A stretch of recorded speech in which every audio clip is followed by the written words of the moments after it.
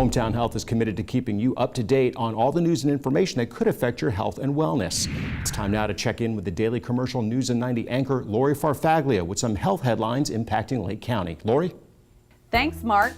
Diabetes education is taking center stage here in Lake County this month. The first annual Diabetes Expo debuts at Lake Receptions in Mount Dora on Wednesday, March 7th from 10 a.m. to 1 p.m.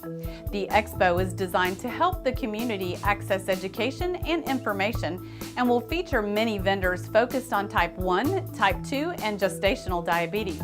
There will be breakout sessions, free health screenings, door prizes, and more. The event is free and open to the public. Patients facing total knee replacement can now have their surgery geared specifically for their individual anatomy.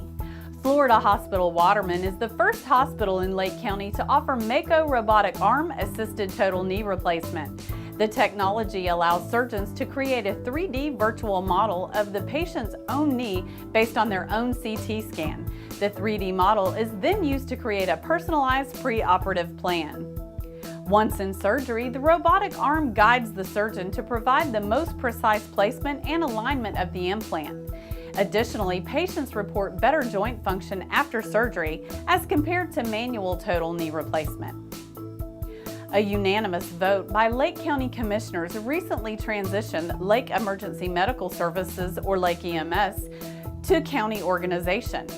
The move dissolves the 501c3 nonprofit Lake EMS and its board as part of the transition. The approach is aimed at improving response time and increasing overall service at a lower cost.